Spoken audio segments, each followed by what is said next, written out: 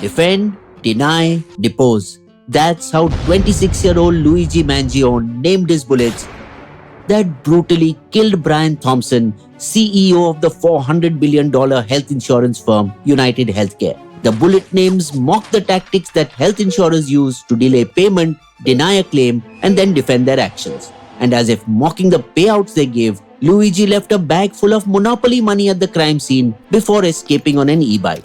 5 days later, an employee at McDonald's in Altoona, Pennsylvania identified him and informed the police, who immediately arrived and arrested him. Much to the shock and dismay of the medical industry and police, there was no public outrage against him. Instead, many people supported him and chipped in thousands of dollars through online fundraisers towards his defense. The McDonald's worker who turned him in is trolled online, while the McDonald's Altoona franchise where he was apprehended has been spammed with bad reviews. While the Altoona police department who arrested him received death threats. Dressed like Luigi was on the day of the killing, his supporters assembled at Washington Square Park and competed in a lookalike contest. On Spotify, playlists were dedicated to the suspect, and on TikTok, people posted videos of a CEO assassin New York walking tour, while moms posted videos about their ordeals while dealing with insurers during their kids' treatment. Etsy was flooded with pro-Luigi clothing, and so was Amazon.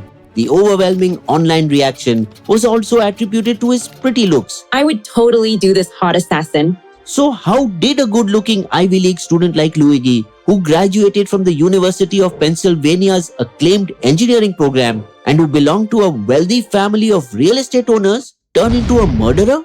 Let's dive into his backstory and the reasons for his extreme actions. But before that, if you're a new viewer, do subscribe to Bizbo, post your comments, like and share. In early 2023, Luigi took a surfing class while working remotely as a techie in Honolulu, Hawaii. In one of the sessions, he injured his back and couldn't get out of bed for a week. So excruciating was the pain that it hurt to sit. His legs twitched and his groin sometimes went numb.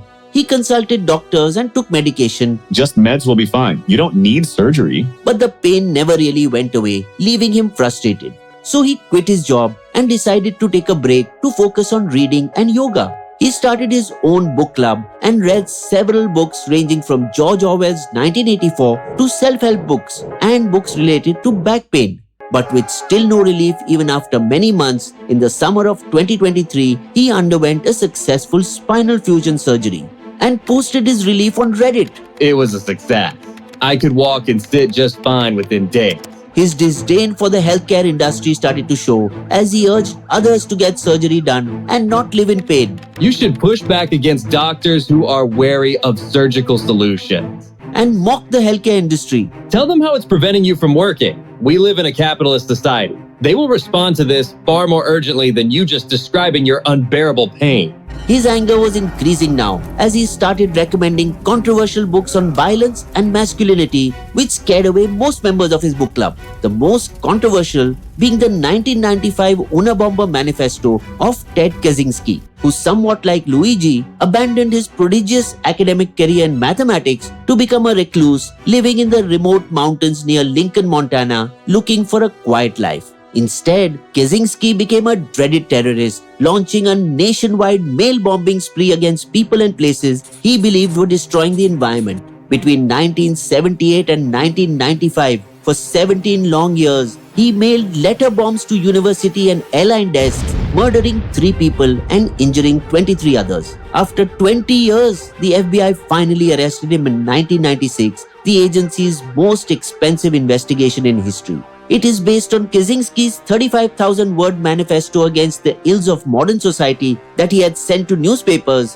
which inspired Luigi to write his own 3-page manifesto, which was found on him when he was arrested, along with a spiral notebook with handwritten entries, in which he expressed his disdain for corporate America, especially the healthcare industry and its wealthy executives. The US has the #1 most expensive healthcare system in the world, yet we rank roughly number 42 in life expectancy. Singling out one company in particular. The Target Company. It has put profits ahead of extending lives.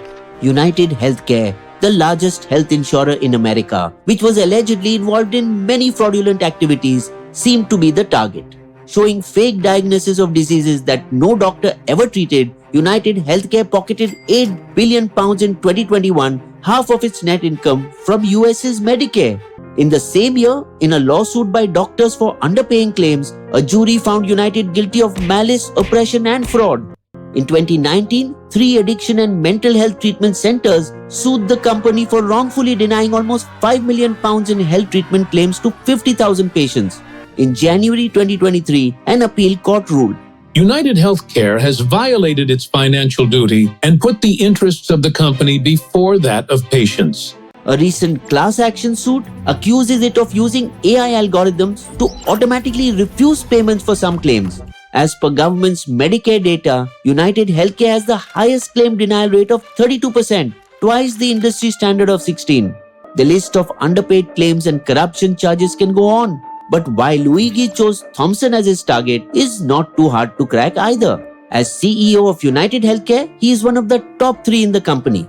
Together, these 3 sold a huge chunk of their holdings without disclosing to investors about an ongoing Department of Justice investigation on insider trading, for which he, along with the other top management, faced a lawsuit in May 2024. This happened around the same time Luigi was hiking on one of Japan's lush mountain ranges during his long solo trip across Asia, when he paused to record a voice message to a friend he had met abroad.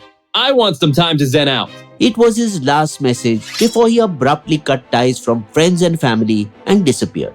When he learned about the upcoming public investor conference in December, which Thomson would be attending, Luigi's mind seemed made. He was going to act. What better chance to whack the CEO at the annual parasitic bean counting convention? Around the same time police suspect is when he must have assembled the do-it-yourself ghost gun, which can easily be made using a 3D printer. Knowing he would be arrested for the crime, he claimed responsibility in the manifesto. Frankly, these parasites simply had it coming.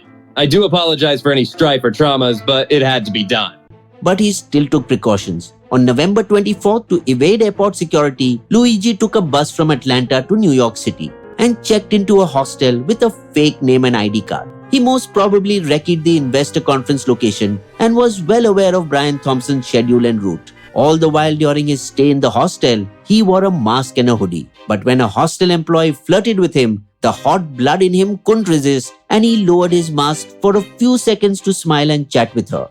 That weak moment revealed his face in the hostel's CCTV camera, which the FBI later used to put up posters of him across cities. He also carelessly left behind a trail of discarded items in the hostel, enough DNA and fingerprint evidence for authorities. 10 days later, on the morning of December 4th, Luigi shot Thomson while he was walking to the investor conference. Although 90% of Americans have health insurance, why is it that 40% of them still need to take loans for medical emergencies? From sadist serial killer Ted Bundy to gangster Jeremy Meeks, there is a history of violent men having cult followings.